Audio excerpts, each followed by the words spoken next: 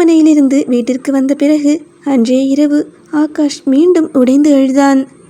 உனக்கு உனக்கு தெரியுமா புவனா, நான் ஏன் அந்த அல்லி அவ்வளோ வெறுக்கிறேன்னு? அவ தான் என்னோட அம்மாவை ஓடி போக வச்சிட்டா. அந்த அல்லி தப்பானவா புவனா.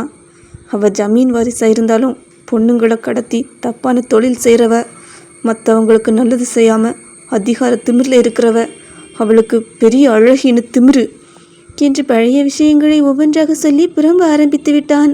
அவனுடைய ஒவ்வொரு வார்த்தையும் புவனாவின் இதயத்தை கத்தியாய் கிழித்தது. ஏனென்றால் அவன் வெறுப்பது வேறு யாரையோ அல்ல, அவனுக்கு முன்னால் உட்கார்ந்து கொண்டிருக்கும் தன்னைத்தான். அவனுக்கு தெரியாமல் அவன் வெறுக்கும் அல்லிதான் அவன் காதலிக்கும் புவனாவாக அவன் முன் இருந்தாள். ஆகாஷ், ஆகாஷ் ப்ளீஸ் கொஞ்சம் அமைதியாக இருங்க என்று மெதுவாக அவள் சொல்ல, முடியலடி, என்னால் முடியல என்று கிட்டத்தட்ட கத்தினான். நான் உன்கிட்ட சிரிச்சிட்ருக்கேன், உன்னோட சந்தோஷமாக இருக்கேன். ஆனால் ஒவ்வொரு நாளும் அந்த போஸ்டரை பார்க்கும்போது ஒரு நாள் அந்த அல்லி என் கண்ணில் பட்டுட மாட்டாளான்னு உள்ளுக்குள்ளே எரிஞ்சிட்ருக்கேன் என்று அவன் முஷ்டியை இறுக்கினான். அவனுடைய கண்களில் வெறி இருந்தது. ஒருவேளை அவ என் கண்ணில் மாட்டுனா நான் அனுபவித்த ஒவ்வொரு வலியையும் அவள் அனுபவிப்பா. நான் அழுத ஒவ்வொரு கண்ணீருக்கும் அவள் பதில் சொல்லணும் என்று பற்களை கடித்தான். புவனாவிற்கு உடம்பே நடுங்கியது. ஆகாஷ் என்று அழைத்தாள் அவள். அவ யாரு? அந்த அல்லி யாரு? என்னோட வாழ்க்கையை அழிக்க, என்னோட அம்மாவை என்கிட்ட இருந்து பிரிக்க, என்னோட சந்தோஷத்தை பறிக்க அவ யாரு என்று கோபமாக சுவரை குத்தினான் அவன். புவனாவோ பதறி போனாள். ப்ளீஸ் ஆகாஷ், உங்களுக்கு இப்போ கல்யாணம் ஆகிடுச்சு. உங்கள் வாழ்க்கையில் நான் இருக்கேன். எனக்காக நீங்கள், உங்களுக்காக நான். அது அது மட்டும்தானே நம்ம வாழ்க்கை. இப்படி இன்னொரு பொண்ணு நம்ம வாழ்க்கைக்குள்ளே வரதை நான் அனுமதிக்கவே மாட்டேன் என்று அவள் சொன்னாள். அடுத்த நொடி புவனாவை வேகமாக சுவரோடு சாய்த்தான் ஆகாஷ். அவனது கண்களில் இருந்த கோபத்தை பார்த்து அவளுக்கு வார்த்தையே வரவில்லை. பொண்டாட்டியாக இருந்தாலும் இந்த விஷயத்தில் தலையிடுற உரிமை உனக்கும் கிடையாது, எங்கள் அப்பாவுக்கும் கிடையாது என்று ஆக்ரோஷமாக சொல்லிவிட்டு விலகி நின்றான். அதற்கு மேல் புவனாவால் பேச முடியவில்லை. அந்த ஒரு நொடியிலேயே அவளது இதயம் உடைந்தது. அந்த இரவு முழுவதும் அவன் மனிதனாகவே இல்லை. அன்று அந்த சிறிய வீட்டில் அமைதி மட்டுமே இருந்தது. ஒரு மூலையில் ஆகாஷ், மற்றொரு மூலையில் புவனா. இதுவரை திருமணத்திற்கு பிறகு அவர்கள் இப்படி இருந்ததே இல்லை. ஆகாஷ் கோபத்தில் அங்கும் இங்கும் நடந்து கொண்டே இருந்தான். புவனாவோ திண்ணையில் சுவரில் சாய்ந்து அமர்ந்திருந்தாள். அவளது கண்கள் தொடர்ந்து கண்ணீர் வடித்து கொண்டே இருந்தன. உண்மை தெரிஞ்சா என்ன ஆகும்? பயம் அவளை கொன்று கொண்டிருந்தது. விடிய விடிய தூக்கம் வரவில்லை. எப்போது கண்கள் மூடியது என்றே தெரியவில்லை. மறுநாள் காலை சூரிய ஒளி வீட்டிற்குள் நுழைந்தபோதும் புவனாவால் எழுந்திருக்கவே முடியவில்லை. உடல் முழுவதும் அப்படி ஒரு அசதி. கை கால்களெல்லாம் சோர்ந்து போயிருந்தது. தலை சுற்றியது. அதே நேரம் ஆகாஷ் விழித்தான். இரவு முழுவதும் நடந்ததை நினைத்தவன் திடீரென்று நின்றுவிட்டான். நான் என்ன பண்ணிட்டேன் என்று தலையை பிடித்து கொண்டான். பிறகு அவனது பார்வை திண்ணையில் சாய்ந்து கிடந்த புவனாவின் மேல் விழுந்தது. போனா, போனா என்று அருகே சென்றான். அவளோ கண்களை திறக்க முயன்றாள். ஆனால் அடுத்த நொடி அவளது உடல் முழுவதும் தளர்ந்தது. நேராக அவன் கைகளில் சரிந்து விழுந்தாள் அவள். போனா என்று பதறினான் அவன். உடனே அவளை தூக்கி கொண்டு உள்ளே ஓடினான். டாக்டராக அவளுக்கு தேவையான முதலுதவிகளை செய்தான். தண்ணீர் தெளித்தான். இரவு சரியாக உறங்காததால் அவளது இரத்த அழுத்தம் மிகவும் குறைவாக இருந்தது. அதற்கு தேவையான மருந்து மாத்திரைகளை கொடுத்தான். சிறிது நேரத்தில் அவள் கண்களை திறந்தாள். அவளை பார்த்த அந்த நொடி ஆகாஷின் கண்கள் கலங்கியது. சாரி என்று அவன் குரல் உடைந்தது. நான் உன்னை கஷ்டப்படுத்திட்டேன்னு நினைக்கிறேன், என்னை மன்னிச்சிடுமா என்று குழந்தையைப் போல அழுதான். அல்லியை பற்றி ஒரு வார்த்தை பேசியதற்கே இப்படி ஆகிவிட்டான் ஆகாஷ். புவனா அவனை பார்த்தாள். தன்னை இப்படி காதலிக்கும் மனிதனிடம் தான் இன்னும் உண்மையை மறைத்து கொண்டிருப்பது அவளை கொன்றது. சிறிது நேரம் கழித்து, இன்னைக்கு அப்பாவுக்கு ரத்தம் கொடுக்க வேண்டிய நாள், நான் போயிட்டு வந்துடட்டுமா என்று கேட்டான் அவன். புவனாவோ பேச முடியாமல் தலையை மட்டும் மாட்டினாள். ஆகாஷ் அவளுக்கு தேவையான அனைத்தையும் செய்து வைத்துவிட்டு மருத்துவமனைக்கு கிளம்பினான். அவன் சென்ற பிறகு படுக்கையிலிருந்து எழ முயன்றாள் புவனா. ஆனால் உடனே தலை சுற்றியது, கண்கள் இருண்டது, ஒரு வித்தியாசமான குமட்டல். மெதுவாக தனது வயிற்றின் மீது கையை வைத்தாள். அந்த நொடி அவளது இதயம் திடீரென்று வேகமாக துடித்தது. ஏனோ தன்னுள் இன்னொரு உயிர் இருப்பது போல உணர்ந்தாள். அவளது உதடுகளில் அவளை அறியாமலேயே புன்னகை மலர்ந்தது. ஆகாஷ் என்று மெதுவாக முணுமுணுத்தாள். நமக்கு குழந்தை என்று சொல்ல நினைத்த அந்த நொடி அவளது கண்கள் கண்ணீரால் நிரம்பியது. மறுபுறம் மருத்துவமனையில் அன்புசெல்வன் காத்திருந்தார். இன்று எப்படியாவது உண்மையை சொல்லிவிட வேண்டும் என்ற முடிவுடன். ஆகாஷ் என்று அழைத்தார்.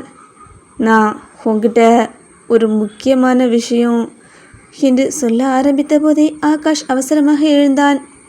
அப்பா, அவளுக்கு ரொம்ப உடம்பு முடியல, வீட்டில் ட்ரிப்ஸ் போட்டு படுக்க வச்சுட்டு வந்திருக்கேன் என்று மட்டும் சொன்னான். அன்புசெல்வனோ மீண்டும் வாயை மூடிக்கொண்டார். சரிப்பா, நீ போய் அவளை பாரு என்று மட்டுமே சொன்னார். ஆகாஷோ மின்னல் வேகத்தில் வீட்டிற்கு கிளம்பிவிட்டான். வீட்டிற்குள் நுழைந்ததும் படுக்கையில் இருந்த புவனாவை பார்த்தவன் திடீரென்று நின்றுவிட்டான். அவளது முகத்தில், கழுத்தில், கைகளில் சிறிய சிறிய கொப்புளங்கள் தோன்றியிருந்தன. மருத்துவனான அவனுக்கு அதை புரிந்து கொள்ள ஒரு நொடி கூட ஆகவில்லை. அதிர்ச்சியில் அவன் விழிகள் விரிந்தன. புவனா என்று அவள் அருகே அமர்ந்தான். என்னாச்சு என்று அவள் கேட்டாள். ஆகாஷோ அவளை நம்ப முடியாமல் பார்த்து கொண்டிருந்தான். பிறகு மெதுவாக அவளது நெற்றியை தொட்டு குரல் நடுங்க சொன்னான். டி, உனக்கு அம்மா போட்டிருக்குடி. அந்த வார்த்தையை கேட்ட புவனா அதிர்ச்சியுடன் தன் கைகளையும் முகத்தையும் பார்த்தாள். அப்போதுதான் தனது உடலில் ஏற்பட்டிருந்த மாற்றத்தை அவளால் உணரவே முடிந்தது. அவளது வயிற்றுக்குள் வளர ஆரம்பித்திருந்த இரகசிய உயிருக்கும் அவளது முகத்தில் மலர ஆரம்பித்திருந்த அம்மை தழும்புகளுக்கும் நடுவே அவளது வாழ்க்கை மிக பெரிய திருப்பத்தை நோக்கி நகர ஆரம்பித்தது. ஆகாஷ் எப்போதும் அவள் அருகிலேயே இருந்தான். ஆனால் இதுவரை அவன் கவனம் முழுவதும் வேறு இடத்தில்தான் இருந்தது. அவளுக்கு உடல்நிலை சரியில்லை என்ற பதற்றம், அம்மை நோயின் தாக்கம், காய்ச்சல், பலவீனம் இதையெல்லாம் பார்த்து கொண்டிருந்ததால் அவள் கர்ப்பமாக இருந்த விஷயம் அவன் கவனத்திற்கே வரவில்லை. புவனாவும் அதை அவனிடம் சொல்லவில்லை. இன்னும் கொஞ்ச நாள் முழுசா புவனாவா மாறிட்டு பிறகு சொன்னா போதும் என்று தன்னைத்தானே சமாதானப்படுத்தி கொண்டாள் அவள். அம்மை நோய் வந்த முதல் சில நாட்கள் மிகவும் கடினமாகவே சென்றன. முதலில் அவளால் படுக்கையை விட்டு கூட சரியாக எழுந்து நடக்க முடியவில்லை. ஆகாஷும் மருத்துவமனைக்கும் வீட்டிற்கும் இடையே ஓடிக்கொண்டே இருந்தான். அவன் கவனித்து கொண்டதால் நோய் பெரிதாக மோசமடையவில்லை என்றாலும் முழுமையாக குணமாக சில காலம் தேவைப்பட்டது. முழுமையான கவனிப்பால் சீக்கிரமே காய்ச்சல் குறைந்தது. மெதுமெதுவாக உடல் வலி குறைய ஆரம்பித்தது. கொப்புளங்கள் காய்ந்து தழும்புகளாக மாற ஆரம்பித்தன. அதே நேரத்தில் மேக்கப் போடுவது, அவளது அடையாளத்தை மறைப்பது முற்றிலுமாக சாத்தியமில்லாமல் போய்விட்டது. முகம் முழுவதும் இருந்த தழும்புகள் மீது அவளால் எதையும் பயன்படுத்த முடியவில்லை. மாற்றம் மெதுவாக நடந்ததால் ஆகாஷுக்கு அது பெரிதாக வித்தியாசமாக தெரியவில்லை. அவன் மனம் முழுவதும் அவளது உடல்நிலையை பற்றியே இருந்தது. அப்படி இருக்கும்போது ஒரு நாள் காலை அரவிந்த் டாக்டர் ஆகாஷுக்கு அழைத்தார். டாக்டர், உங்கள் அப்பா உங்களை பார்க்கணுன்னு சொல்கிறாரு. ஆகாஷ் உடனே பதறினான். என்னாச்சு டாக்டர்? நேற்று நல்லா தானே இருந்தார்? இல்லை, பெரிய பிரச்சனைன்னு சொல்ல முடியாது. ஆனால் உங்ககிட்ட ஏதோ முக்கியமான விஷயம் பேசணும்னு சொல்லிக்கிட்டே இருக்காரு. ஒரு நொடி யோசித்தவன் உடனே சரி நான் கிளம்புறேன் என்று சொல்லிவிட்டு ஃபோனை வைத்தான். பிறகு புவனாவிடம் வந்து நான் அப்பாவை பார்த்துட்டு வரட்டுமா, கொஞ்ச நேரம்தான் என்று கேட்டான். புவனாவோ மெதுவாக தலையசைத்தாள். அவன் கிளம்பி சென்றதும் அவள் கண்களை மூடிக்கொண்டாள். ஏனோ அந்த நாள் அவளது மனம் மிகவும் பதட்டமாக இருந்தது.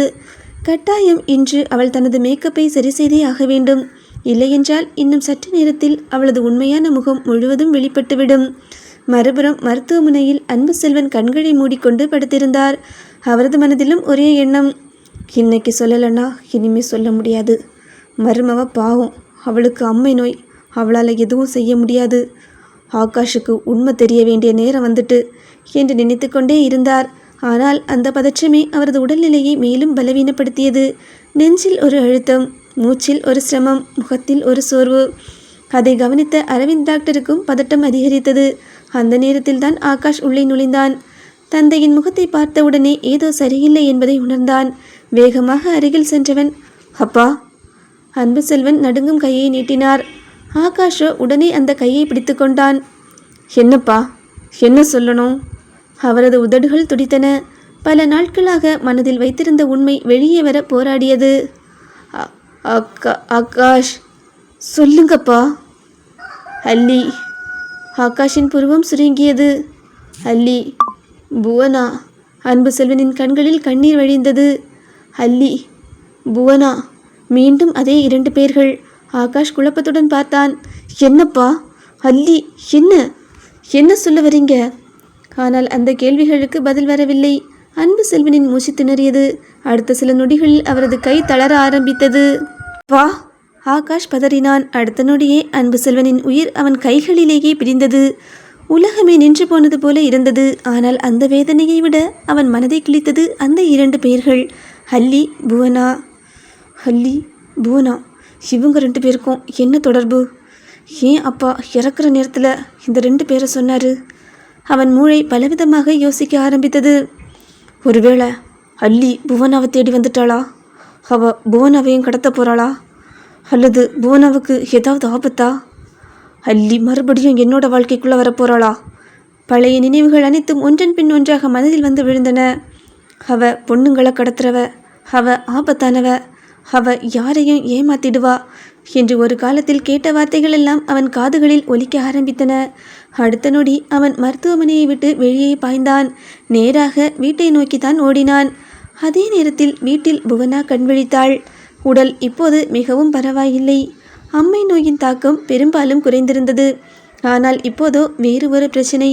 இத்தனை நாட்களாக மேக்கப் போட முடியாததால் தனது உண்மையான நிறம் பெரும்பாலும் வெளிப்பட்டே விட்டது. இன்னும் சில மணி நேரங்களில் ஆகாஷுக்கு சந்தேகம் வந்துவிடும். அதற்கு முன் எப்படியாவது தன்னை சரி செய்ய வேண்டும் என்று நினைத்தவள் அவசரமாக எழுந்தாள். நேராக அலமாரியை திறந்தாள். மேக்கப் பெட்டியை தேடினாள். அங்கே இல்லை. டிராயரை திறந்தாள். அங்கும் இல்லை. படுக்கையின் கீழே பார்த்தாள். அங்கும் காணவில்லை. அவளது பதட்டம் அதிகரித்தது. ச்சே, எங்கே போச்சு? நான் இங்கே தானே வச்சிருந்தேன் என்று முணுமுணுத்து கொண்டே அறை முழுவதும் தேட ஆரம்பித்தாள். அவள் வேக வேகமாக தேடிக்கொண்டிருந்த அந்த நொடியில்தான் கதவு மெதுவாக திறந்தது. திரும்பினாள். வாசலில் ஆகாஷ் நின்றிருந்தான். அவன் கண்கள் நேராக அவளை நோக்கியே இருந்தன. அந்த பார்வையில் ஏதோ மாறியிருந்தது. அந்த நொடி ஆகாஷ் அங்கே பார்த்தது புவனாவை அல்ல, முழுவதுமாக நிறத்தால் மாறியிருந்த அல்லியைத்தான். ஸ்டோரியோட இந்த பகுதி எப்படி இருக்குங்கிற உங்களோட கருத்துக்களை மறக்காமல் கமெண்டில் என் கூட ஷேர் பண்ணிக்கோங்க. ஸ்டோரி பிடிச்சிருந்தனா லைக் பண்ணுங்கள். ஸ்டோரியோட அடுத்த பாகத்துக்கு மறக்காமல் நம்ம சேனலை சப்ஸ்கிரைப் பண்ணிக்கோங்க.